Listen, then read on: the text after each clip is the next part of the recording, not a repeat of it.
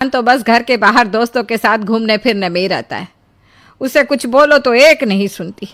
मैं तो कहती हूँ इसकी जल्दी शादी वादी करवा दो, वरना लड़की हाथ से निकल जाएगी। तुमसे ज़्यादा चिंता है मुझे शीतल की शादी की। कल ही वो रामपुर वाले मौसा जी को फ़ोन भी किया था। बता रहे थे एक लड़का है नज़र में। उनका अपना घर है और लड़का भी अच्छा है।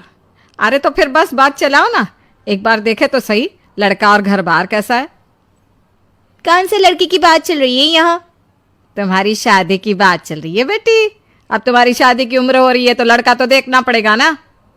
उफ़ो, मुझे अभी नहीं करनी शादी वादी। ये तो मेरे खेलने कूदने के दिन है। बहुत खेल कूद ली तुम, अब घर के काम धाम सीखने की कोशिश करो, समझी। ससुराल जाकर हमारी नाक मत कटवा देना। सब्जी काटनी तो आती नहीं इसको, तो नाक ही कटवाएगी। अरे मैं इसे शादी तक अच्छे से सब सिखा दूंगी। आप तो बस उस लड़के से इसकी शादी के बाद चलवाओ। कुछ दिनों बाद कुणाल और उसकी माँ शीतल को देखने घर आते हैं। कुणाल दिखने में बड़ा ही स्मार्ट होता है। शीतल तो उसे देखती ही रह जाती है। देखो जी, हमारी कोई डिमांड तो है नहीं, बस हम चाहते हैं कि लड़की घरेलू हो, घर के सारे कामकाज संभाल ले। अब आपके परिवार में तो बस 3 ही लोग हैं, पर हमारा तो खूब भरा पूरा परिवार है। बाकी हमें लड़की के घूमने फिरने दोस्तों से मिलने से कोई दिक्कत नहीं है। घर का काम करने के बाद जो चाहे सो करे। अरे वाह, ये तो इतने बढ़िया लोग हैं। लड़का भी इतना स्मार्ट है और ऊपर से इन्हें मेरे घूमने फिरने से भी कोई दिक्कत नहीं है। हे भगवान, तूने तो बिना मांगे ही मुझे सब दे दिया। बताओ जी, और क्या चाहिए हमें। हमारी तरफ से तो रिश्ता पक्का है जी।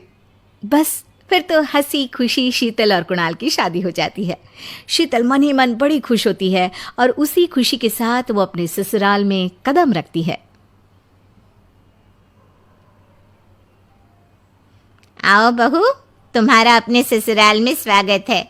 ये मिलो अपने परिवार से। ये तुम्हारे ससुर जी, तुम्हारी ननद सुनीता और गीता, सुनीता के पति राजेश और उनके 2 बच्चे राजू और चिंटू। ये ना हमारे साथ यहीं रहते हैं। ये तुम्हारी दादी सास है और बाकी लोग अभी बाहर गए हुए हैं। इतने सारे लोग, ये सब यहीं रहते हैं इस घर में? अरे अभी तो मेरे देवर देवरानी और उनके 3 बच्चे यहाँ नहीं है। उसके मायके में भी शादी थी ना, तो बस वहीं गई है। कल तक आ जाएंगे। हे भगवान, ये घर है या धर्मशाला? ये सब एक साथ इस घर में कैसे रहते हैं? मुझे तो पता ही नहीं था इनका इतना बड़ा परिवार है। अब समझी कि कोई डिमांड क्यों नहीं की इन्होंने। ये सब चाल चले मेरे साथ। अरे बहू, खड़े खड़े क्या सोच रही हो? चलो अपने कमरे में जाकर आराम करो। जी माँ जी। अगले दिन शीतल का ससुराल में पहला दिन होता है। शीतल रसोई में जाकर सबके लिए खीर बनाने लगती है। तभी उसके ननद सुनीता आती है। अरे वाह भाभी, आज क्या बना रही हो? बस दीदी, आज वो पहली रसोई है ना, तो खीर बना रही थी। अरे भाभी, ये खीर वे रहने दो। घर में 4 लोगों को शुगर है और कुछ लोग मीठा ही नहीं खाते। आप ना सीधा खाना ही बना दो। क्या फ़र्क पड़ता है, मीठा बने या नमकीन, बस बहू के हाथ की पहली रसोई होनी चाहिए ना। जी दीदी, तो फिर मैं खाना ही बना देती हूँ। आप बता दो खाने में क्या बनेगा।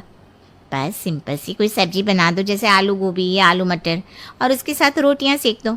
हमारे परिवार में अब तुम्हें मिलाकर पूरे 20 लोग हो गए हैं। 15 बड़े और 5 बच्चे। बड़ों की 6-6 और बच्चों की 2-2 के हिसाब से रोटी बना देना। चलो मैं चलती हूँ, सब देख लेना। हाँ, बड़ों की 6-6 रोटी मतलब कि 15 लोगों की 90 रोटियाँ, और बच्चों की 2-2 रोटी मतलब 5 बच्चों की 10 रोटियाँ। 90 और 10 मतलब कुल मिलाकर 100 रोटियाँ। हाय, मैं तो मर गई। 100 रोटी अकेले कैसे बनाऊंगी? माँ, ये तुमने मेरी शादी कहाँ कर दी? शादी से पहले तो मैंने कभी 4 रोटी से ज़्यादा नहीं बनाई।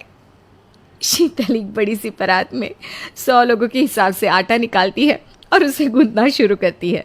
आटा गूंथते गूंथते शीतल के पसीने छूट जाते हैं।